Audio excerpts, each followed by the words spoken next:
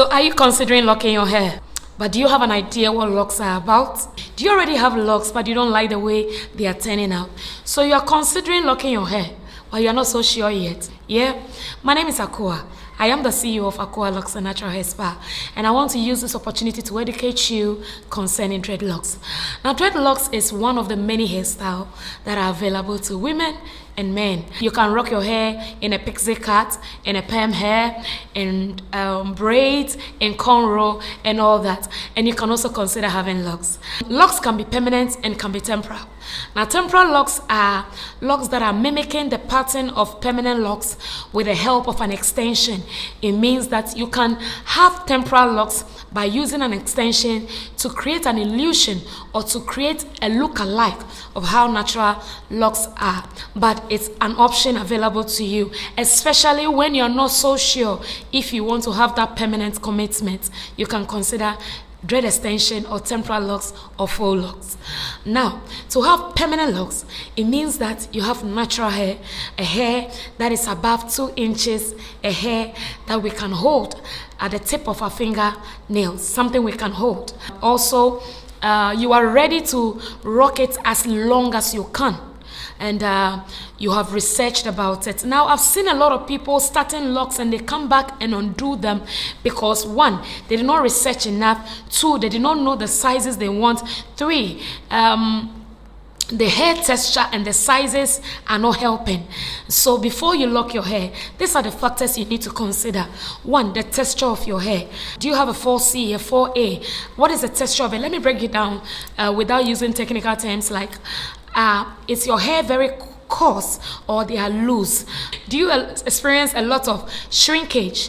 The texture of your hair helps the formation of the locks. So if you have a typical natural texture, an African hair like 4C, which experience a lot of shrinkage, it is easier to lock it. Even when it's in twists, it will lock up. And you have other hair that are straight or a bit curly that need extra assistance for it to be locked. And consider the method also. You can use a 2-strand twist, an interlocking method, a comb coils or a comb twist, and you can also use an extension. Now with a twist, if your hair it's 4C or it is very well textured or very coarse or very close together, it is easier to use a true trans twist or any other method. It will lock without you going through the stress. Now, if you have a straight hair, then the interlocking method or the back combing or the crocheting helps it to lock. Study your hair and consider the method. Discuss that with your loctician. Now, even if you are going to start your own hair or start maintaining it, I always advise, because of the patterning and all that, get a good loctician to start it for you. You can also start by using the interlocking method where we overlap the hair for it to join together. Now, what the interlocking method does is that it locks the hair immediately. So if you are someone who sweats a lot, the interlocking method helps it to stay in place. If you're someone who swims, the interlocking method is the best. If you don't like styling your hair also, the interlocking method helps a lot. If you also have very short hair, but you want to have a long hair, or because of your corporate work, you want to look very professional without your hair standing all over the place, you can also use an extension. What an extension does is that it gives you a mature look, but the process is still the same. Now, you can lock the hair and extend it. When you do that, it gives you an easier look for you to work with, especially when you are now getting used to the idea. Now, if you don't know whether you want to lock your hair or not, the best thing is to just do a temporal lock and test the waters and see how you'll be able to adjust to it. Yeah. And also, I've seen people putting shea butter into their locks. That's a no-go area. Shea butter is great for hair, but for locks, because locks bond with everything you put in, putting creamy conditioners in your locks is also a no-go area because it will bond with the hair. Then you start having build-ups in your locks. So use lighter oils like coconut. Now, coconut in your hair for quite a long time mixed up with your sweat and everything will produce a very funny scent. And so add lavender oil or some perfume oils to it so that it overshadow the smell of the coconut. Yeah, you can also use jojoba oil, you can use almond oil, or you can use a blend of them to make sure that your hair enjoy all the natural hair oils. That will help it to form quite well and without your hair drying out. Water is a good conditioner for your locks, and so don't avoid washing your hair. I will suggest that once or twice in a month it's okay for your hair, except you have dandruff issues. Then you need to blend your oils with equal amounts of water to make sure that your scalp is well moisturized.